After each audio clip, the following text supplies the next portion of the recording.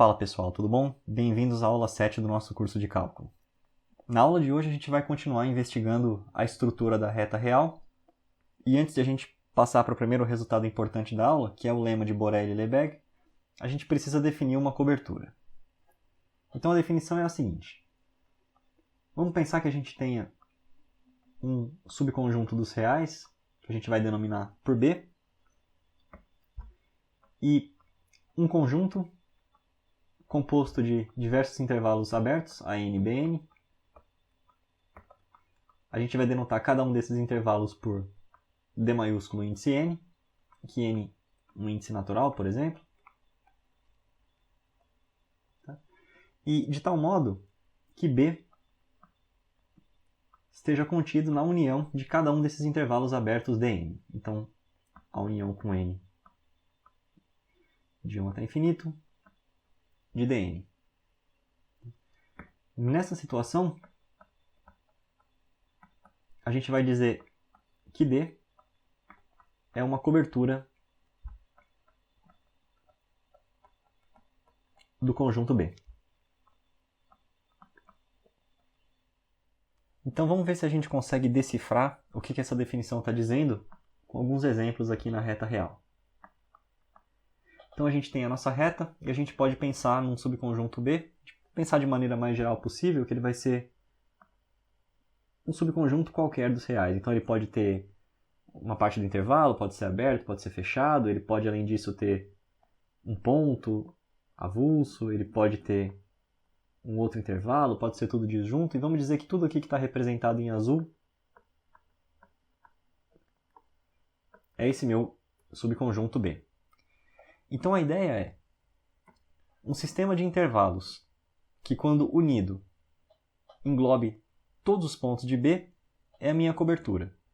Por exemplo, a cobertura mais simples de pensar com essa representação que a gente tem aqui seria, por exemplo, usar um único intervalo aberto desse tipo, a gente pode denominar por alfa e beta, de modo que você tenha todos os pontos de B dentro dele.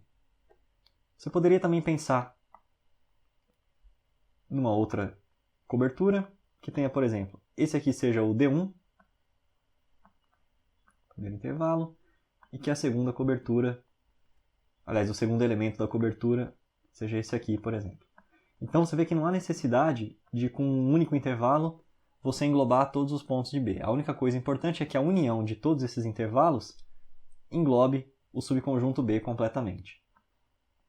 Você poderia pensar também em cobertura desse tipo. Você vê que a própria cobertura ela pode ser disjunta, tudo vai depender também das condições que foram dadas para você no subconjunto B. Então esses daqui são exemplos de coberturas. Alguns outros exemplos menos triviais que a gente pode pensar é o seguinte. Você pode ter também intervalos redundantes dentro da sua cobertura. Por exemplo, se eu tenho o conjunto B dado por 0 e 1 fechado, uma cobertura possível para esse conjunto teria, por exemplo, esse formato. Menos 1 sobre n, 1 mais 1 sobre n, com n natural.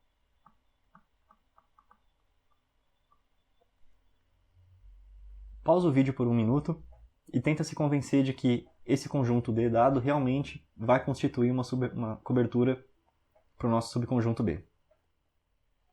Agora suponha que seja dada para a gente uma cobertura D qualquer. Vamos indicar aqui, por exemplo, com alfa n e beta n, com n pertencente aos naturais. E da mesma maneira a gente vai dizer que B é coberto por essa cobertura D. Então, união com n de 1 até o infinito dos elementos dn dessa cobertura. Nesse caso, suponha que a gente vai agora selecionar apenas alguns elementos da minha cobertura D, e esses elementos que a gente vai selecionar são uma quantidade finita. Então, vamos dizer que Dtil, por exemplo, seja um alfa K1, beta K1, etc, etc, até o alfa Km, beta Km. Ou seja, eu selecionei somente alguns intervalos da minha cobertura D e eles podem estar em qualquer ordem, tá? Eu posso pegar eles na sequência, fora da sequência. O importante é que seja uma quantidade finita. Aqui a gente está falando de m elementos, então desde o K1 até o Km. Se por acaso B estiver contido nesse sistema detil, detil também vai ser uma cobertura para B. E nesse caso, a gente diz que detil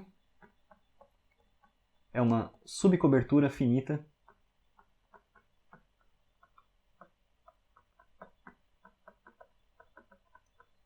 de B.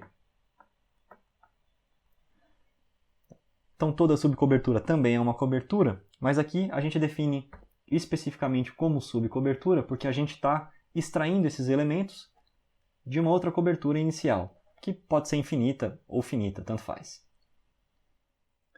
Agora sim nós estamos prontos para enunciar o lema de Borel-Lebesgue. Então a afirmação é a seguinte. Suponha agora que o meu conjunto B seja um segmento, ou seja, um intervalo fechado AB, contido nos reais. Então, para qualquer cobertura desse segmento, então para qualquer D que seja a cobertura de B, é possível extrair uma subcobertura finita, que a gente vai denominar aqui de detil também, subcobertura finita.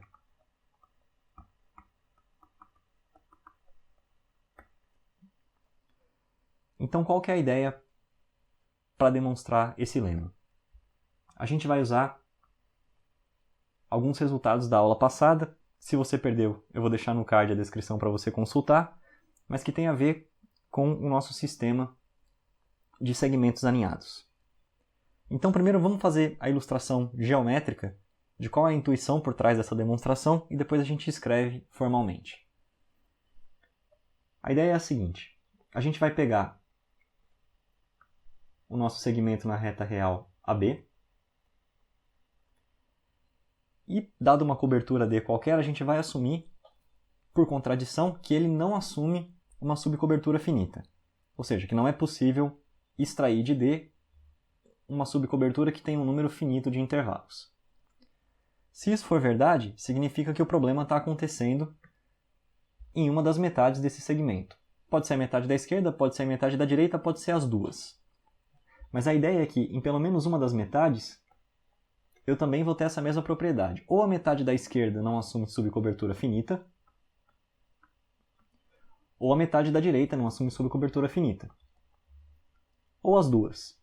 Tá? Mas vamos supor aqui, sem perda de generalidade, como eu só vou precisar de uma, nesse caso, por exemplo, que a metade da esquerda não assuma, mas que a metade da direita assuma. Então agora, o que eu vou fazer? Eu vou olhar esse intervalo reduzido. Então, em vez de olhar o intervalo fechado AB, eu vou olhar o intervalo fechado A1, B1, que é aquele que não assume subcobertura finita. Nesse caso, eu posso repetir o processo. Então, se A1, B1 não assume cobertura finita, significa que tem que existir uma metade dele que não assume cobertura finita. Outra vez, pode ser a da esquerda, pode ser a da direita, pode até ser as duas. A gente só precisa de uma. Então vamos supor que nesse caso agora seja a da direita que não assuma a subcobertura finita. Então a gente vai construir um novo segmento A2B2 que vai ser dado por essa metade que não assume cobertura finita. E aqui eu vou repetir o processo quantas vezes forem necessárias. Pausa o vídeo agora e vê se você consegue, usando essa intuição, entender aonde que vai aparecer a contradição nessa demonstração. Pensa um pouquinho e depois você reativa o vídeo para ver a solução. Então agora a gente vai formalizar esse processo de construção que a gente fez aqui intuitivamente. O que a gente está dizendo então é que o segmento AKBK, ou seja, o késimo segmento desse processo, ele é a metade do segmento anterior, ou seja, a metade de AK-1, BK-1, que não admite uma subcobertura finita.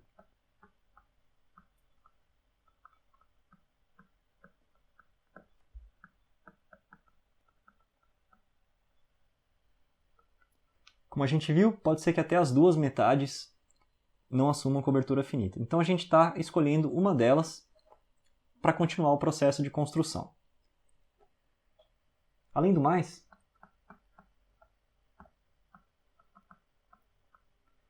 a gente vê que as distâncias, ou seja, o comprimento de cada um desses segmentos AKBK, vai ser sempre cortado pela metade. Ou seja, a gente pode fazer com que ele fique tão pequeno quanto a gente queira. Ou seja, BK menos AK vai ser igual a 1 sobre 2 elevado a K. Que a gente pode fazer com que seja tão pequeno quanto a gente queira. Então, se a gente olhar o nosso sistema S, que é o sistema de todos esses segmentos que a gente construiu, então segmentos AN, BN com N natural, a gente vê que ele forma um sistema de segmentos alinhados e, além de tudo, como o comprimento desses intervalos vai ficando cada vez menor e cada vez menor, S é contraível.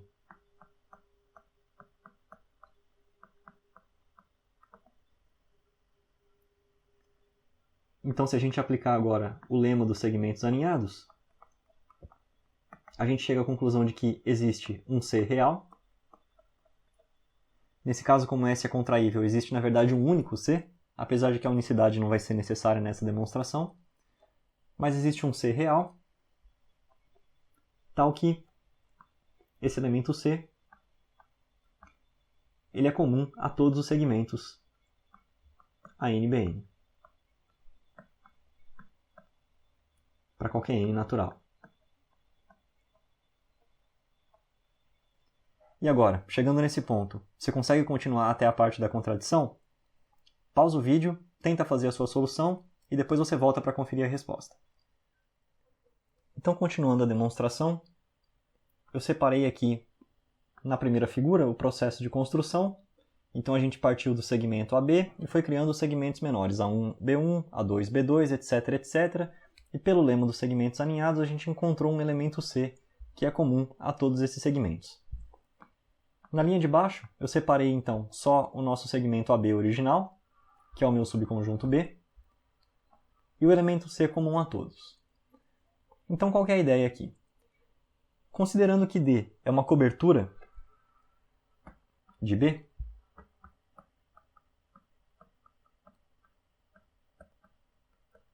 e esse elemento C, como ele é comum a todos os elementos do segmento AB, então ele é também um elemento de B,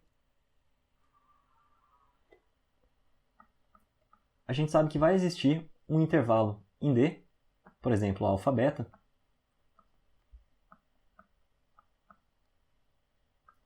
tal que C seja elemento desse intervalo.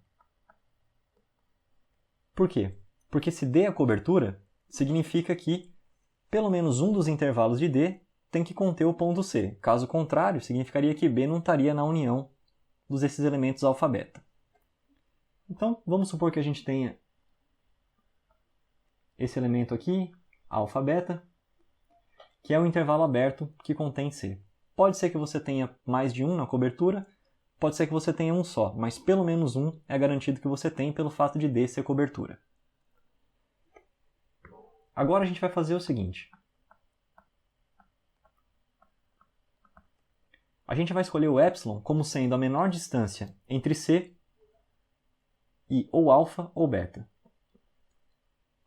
Ou seja, eu vou escolher, nesse caso da ilustração, alfa, por quê? Porque C está mais próximo de alfa do que de beta.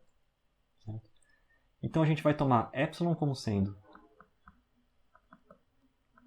o mínimo entre C menos alfa ou beta menos C. E agora, lembrando que S é contraível,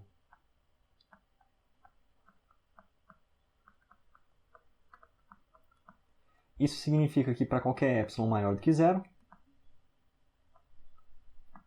tem que existir um segmento AK-BK, de tal modo que BK menos AK seja menor do que epsilon. Mas agora, vamos dar um zoom nessa imagem aqui e vamos entender o que a condição de S ser contraível está querendo dizer para a gente. Então eu tenho um ponto C, e vale lembrar que C é comum a todos os segmentos AK-BK. Ou seja,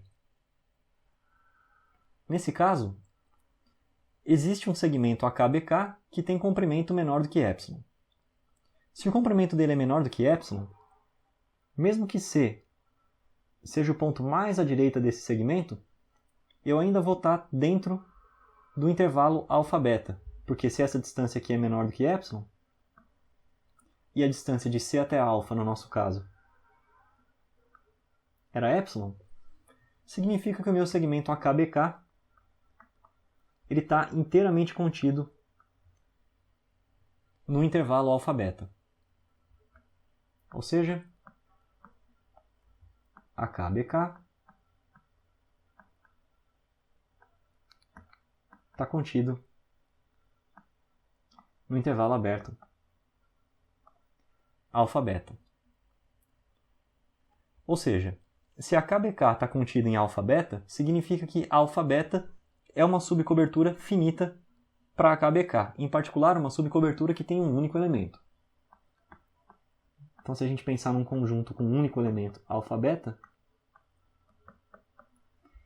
é uma subcobertura finita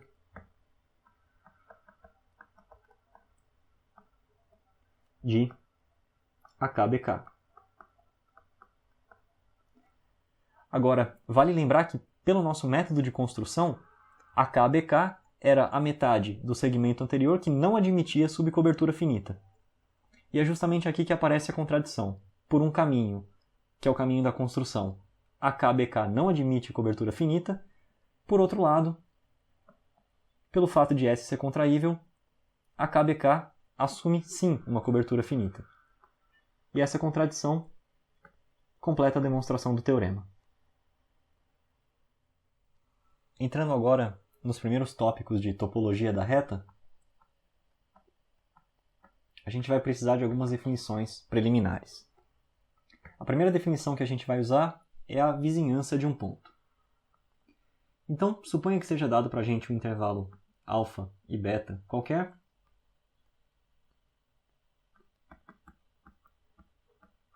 de modo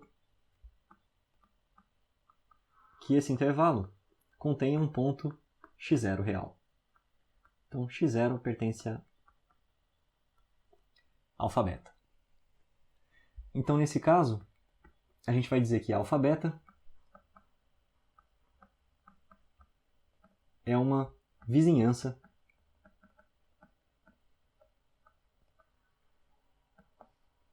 do ponto x0. Então, qualquer intervalo aberto que contenha o ponto x0 é o que a gente quer dizer por vizinhança desse ponto. E a notação que a gente vai usar para vizinhança é a seguinte: O de x0.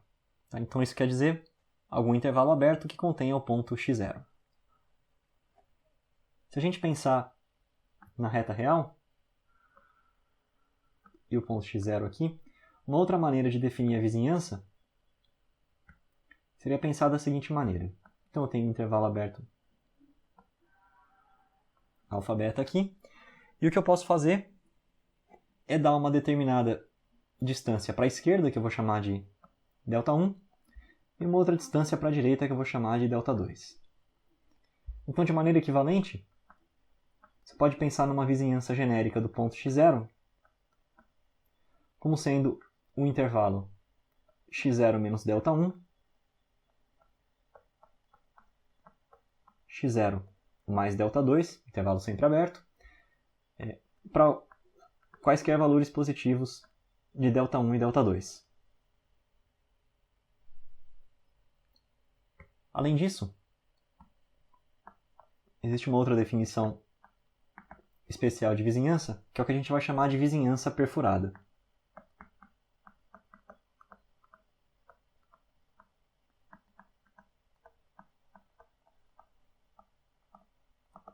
E o que é uma vizinhança perfurada? A vizinhança perfurada, que a gente vai denotar por O de x0, agora com um ponto em cima, nada mais é do que a própria vizinhança x0, excluindo o próprio ponto x0. Da mesma maneira, você pode definir a vizinhança perfurada como sendo agora a união de dois intervalos abertos. Então, de x0 menos ΔI, x0 aberto, unido com x0, x0 mais ΔI. Então, essa é uma outra maneira de definir a vizinhança perfurada de x0. No caso particular, onde ΔI e ΔI coincidir,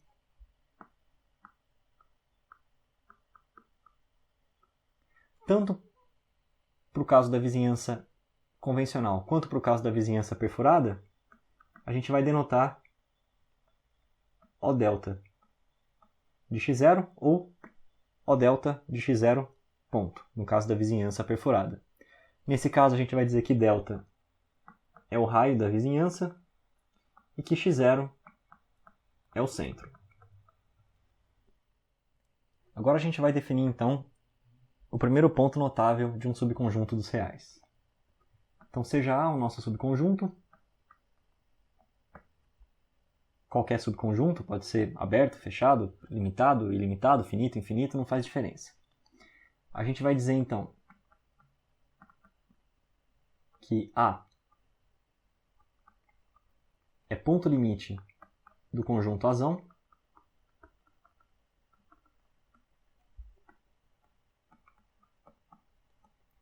se qualquer vizinhança perfurada do ponto A, quando interseccionada com o conjunto Azão, for não vazia. A maneira mais fácil de decifrar essa definição é usando alguns exemplos. Então, vamos olhar, por exemplo, os seguintes conjuntos.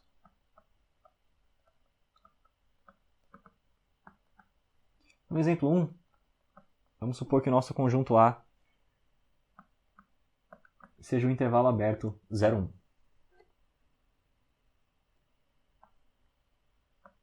Então, fazendo aqui a representação gráfica, a gente tem ponto 0, ponto 1, os dois abertos e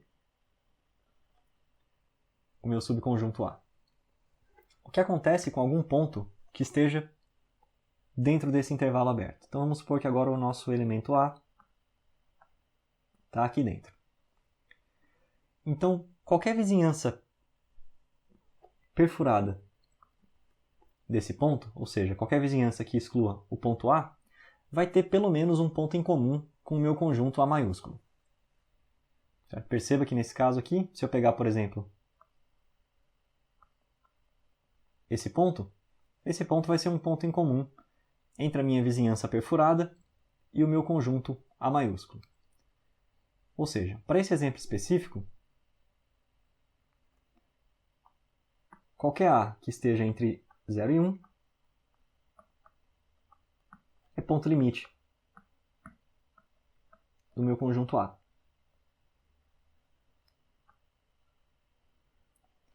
Da mesma maneira, vamos pegar agora um caso particular, por exemplo, do próprio ponto 1. Então agora vamos supor que o A que eu estou analisando é o ponto 1. Então vamos ver que qualquer vizinhança perfurada desse ponto também vai ter pontos em comum com o conjunto A. Por quê? Porque para pegar uma vizinhança do ponto A minúsculo, eu preciso obrigatoriamente me deslocar um determinado ΔI para a esquerda. E nessa situação, eu já passo a ter pontos que são menores do que 1, e nesse caso maiores do que 0. Ou seja, vão ser pontos em comum entre a vizinhança perfurada e o conjunto A maiúsculo. Ou seja, A igual a 1 também é ponto limite de A. Da mesma maneira, a gente pode pensar no caso quando A é igual a 0. Então vai acontecer a mesma coisa, só que agora a intersecção ocorre quando eu me deslocar Δ2 para a direita. E esses pontos todos aqui vão ser pontos em comum da vizinhança perfurada e do conjunto A. Então, A igual a 0 também é ponto limite.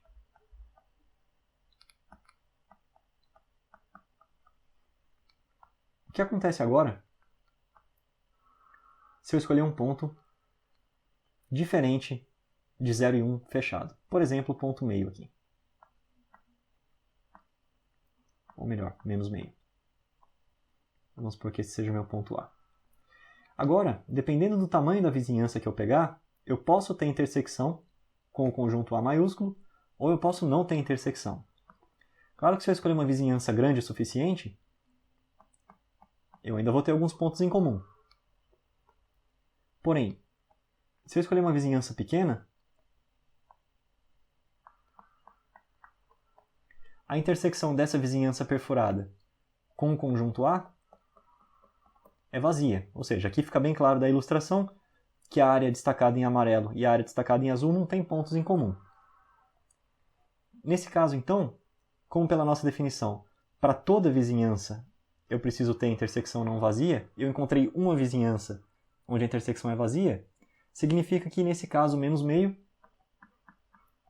não é ponto limite de A.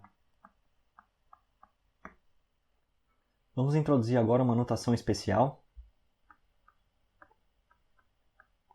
para indicar o conjunto de todos os pontos limite de um conjunto.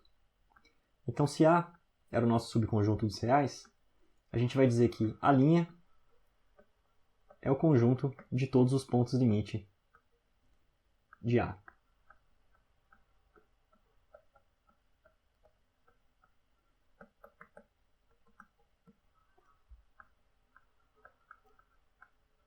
Então, nesse caso, se a gente olhar o nosso exemplo, a gente vê que se A for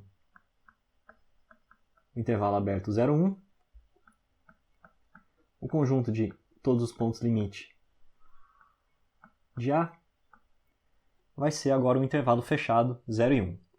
Por quê? Porque qualquer ponto do intervalo aberto 0 e 1 é ponto limite, o ponto 0 e o ponto 1 também são pontos limite, e a gente viu que qualquer ponto que estiver fora desse intervalo fechado já não é ponto limite, porque eu encontro uma vizinhança perfurada que vai ter intersecção vazia com o conjunto A.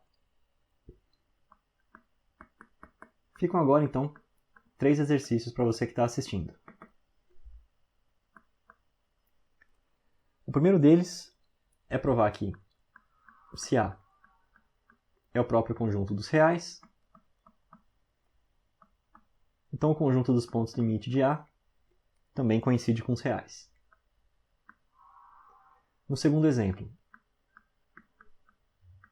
se A é o conjunto dos racionais, então o conjunto de todos os pontos limite também vai ser os reais.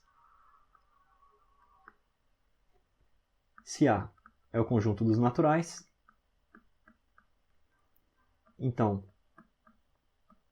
A não tem ponto limite. E por último,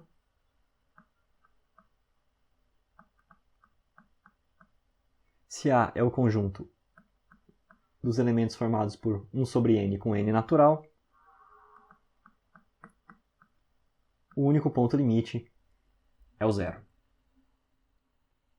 Então, para finalizar a aula de hoje, a gente vai demonstrar o lema de Bolzano-Weierstrass. O lema diz o seguinte: se A é um subconjunto dos reais que está contido num segmento AB, e A é infinito, ou seja, tem infinitos pontos, então a gente pode garantir que existe ao menos um ponto limite desse conjunto A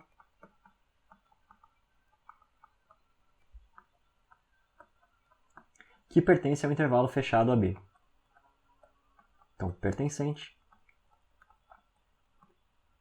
a AB. A prova, mais uma vez, vai ser dada por contradição. Então, por contradição, a gente vai assumir que para todos os elementos x pertencentes a esse intervalo fechado AB, x não vai ser ponto limite do conjunto A. Se x não é ponto limite do conjunto A, significa o quê? Significa que existe uma vizinhança desse ponto x,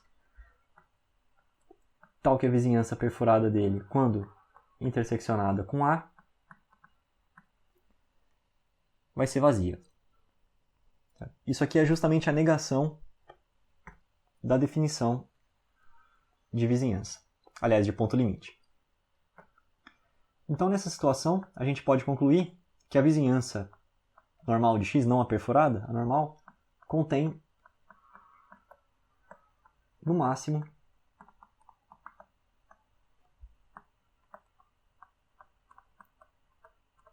um ponto em comum com A.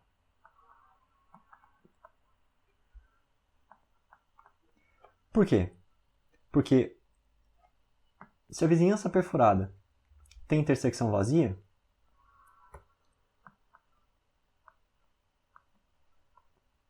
a gente tem duas possibilidades. Já que nenhum desses pontos aqui da vizinhança perfurada é comum com A, ou o próprio x pertence a A, e aí nesse caso a vizinhança de x, quando interseccionada com A, vai dar um único ponto, que é o ponto x, ou x não pertence a A,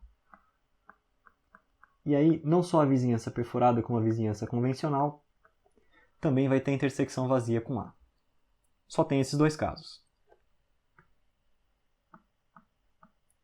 Então a ideia agora é pegar para cada ponto x desse intervalo AB uma dessas vizinhanças que tenha no máximo um ponto em comum com A. Ou seja, vamos olhar agora o sistema D,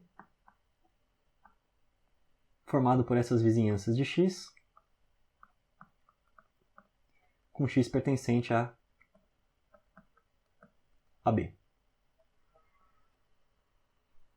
O que acontece agora é que esse sistema D vai ser uma cobertura do segmento AB.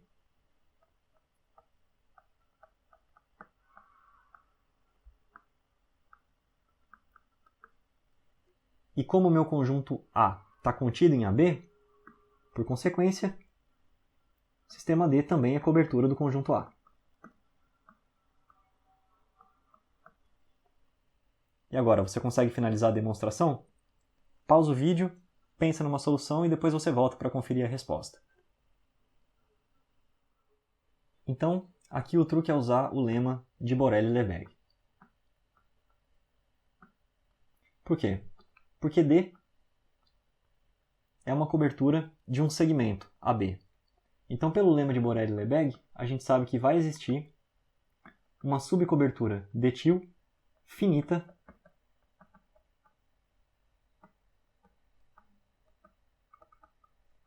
de AB. Então vamos dizer, por exemplo, que essa nossa subcobertura finita vai ser dada por m elementos, por exemplo. É a vizinhança de x1, etc, etc, até a vizinhança de xm. Então m elementos quaisquer aqui que vão dar essa subcobertura finita. Se D-til é subcobertura de AB, então significa que D-til também é subcobertura finita do conjunto A.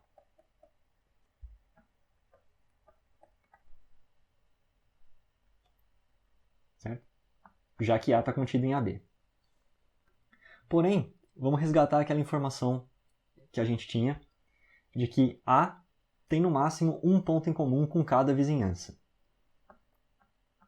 Então isso implica o quê? Que a intersecção de A com D-til tem no máximo